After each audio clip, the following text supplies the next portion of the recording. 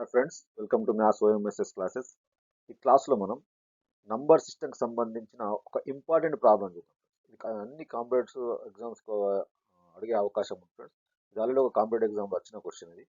100 మరియు 1000 మధ్య 11 చే భాగింపబడే సంఖ్యల సంఖ్య ఎక్స్ అయితే అప్పుడు ఎక్స్ యొక్క మొత్తం భాజకాల సంఖ్య. చూడండి, అర్థమవుతున్న క్వశ్చన్. 100 మరియు 1000ల మధ్య ఏవైతే 11 చే డివైజబుల్ అవుతాయో, అయితే 11 చే డివైజబుల్ అవుతాయో ఆ సంఖ్యల సంఖ్య ఎక్స్ అనుకుంటే ఆ సంఖ్య యొక్క మొత్తం ఫ్యాక్టర్స్ ఎన్ని, అంటే మొత్తం భాజకాలు ఎన్ని. భాజకాలు అంటే అది ఫ్యాక్టర్స్ సంఖ్య అన్నాడు. ఓకే, చూడండి, ఈ క్వశ్చన్ సాల్వ్ చేయాలంటే సింపుల్ ఫ్రెండ్స్.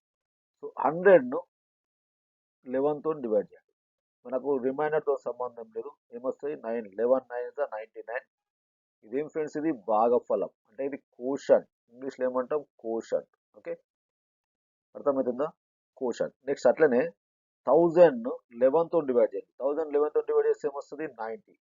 ఇదేంది? ఇది కూడా భాగఫలం. దీని ఏమంటాం ఇంగ్లీష్లో? కోషన్.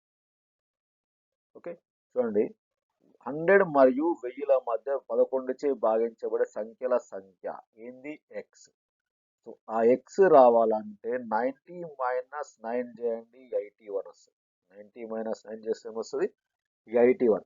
81కు ఫ్యాక్టర్స్ రాయండి. ఇప్పుడు 81కు ఫ్యాక్టర్స్ ఏమని చెప్పండి?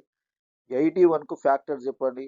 1 వస్తుంది, 3 వస్తుంది, 9 వస్తుంది, 27 వస్తుంది, 81 వస్తుంది. 81 అనేది 1తో డివైడ్ అవుతుంది, 3తో డివైడ్ అవుతుంది. ఓకే, 1తో డివైడ్ అవుతుంది, 3తో డివైడ్ అవుతుంది, 9తో డివైడ్ అవుతుంది, అలాగే 27తో డివైడ్ అవుతుంది, అలానే 81తో డివైడ్ అవుతుంది.